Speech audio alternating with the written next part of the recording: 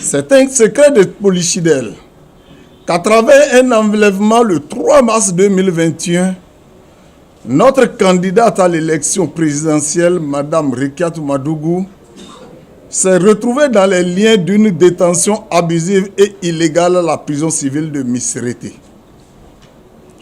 Au détour d'un procès expéditif le 10 décembre 2021, elle a été condamnée à 20 ans de prison ferme. Mais loin d'être atteinte moralement, l'héroïne Rekiatou Madougou assume avec courage le sort de son destin derrière les barreaux de la prison civile de Missérété. Seulement voilà.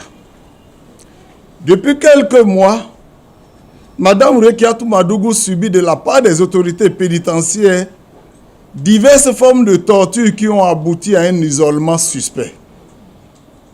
Il ne fait plus l'ombre d'aucun doute qu'un plan machiavélique est ourdi pour non seulement la priver de ses droits inaliénables, mais à une exécution de ce qu'elle-même a dénommé projet d'élimination à petit feu. Il en est de même du professeur Joël Aïvo, dont les conditions de détention sont chaque jour corsées. Il est obligé, depuis 2 ans, de recevoir son épouse et ses enfants debout et à distance en violation de ses droits humains. L'administration pénitentiaire a pris l'option de l'humilier et de saper son moral en refusant à ses amis, aux députés élus du Parti Les Démocrates de lui rendre visite. C'est méchant et criminel.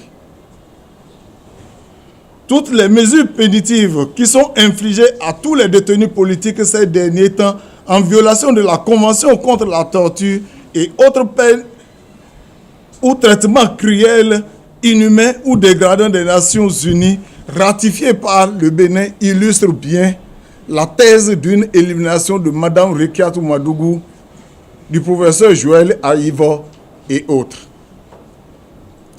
Dire qu'ils sont soumis à la torture n'est pas exagéré. En effet, les instruments juridiques définissent la torture comme étant tout acte par lequel une douleur ou des souffrances aiguës, physiques ou mentales, sont intentionnellement infligées à une personne au fin d'obtenir d'elle des aveux, de la punir d'un acte qu'elle est soupçonnée d'avoir commis, de l'intimider ou de faire pression sur elle par un agent de la fonction publique ou toute autre personne agissant à titre officiel ou à son instigation. Ainsi donc, le refus par les autorités pénitentiaires des visites à ces personnalités s'inscrivent dans ce schéma. Qu'ils vous souviennent que le 8 mars 2023, Mme Rekiatou Madougou a essuyé un refus de recevoir la visite des députés femmes du Parti Les Démocrates. 2 autres demandes du parti adressées au procureur spécial de la Criette sont restées sans suite. Plus grave encore, c'est l'interdiction à ses avocats d'avoir accès à elle. Pourquoi infliger un tel traitement inhumain et dégradant à une détenue dont la détention a été reconnue illégale et arbitraire par le groupe de travail des experts de l'ONU qui ont exigé sa libération?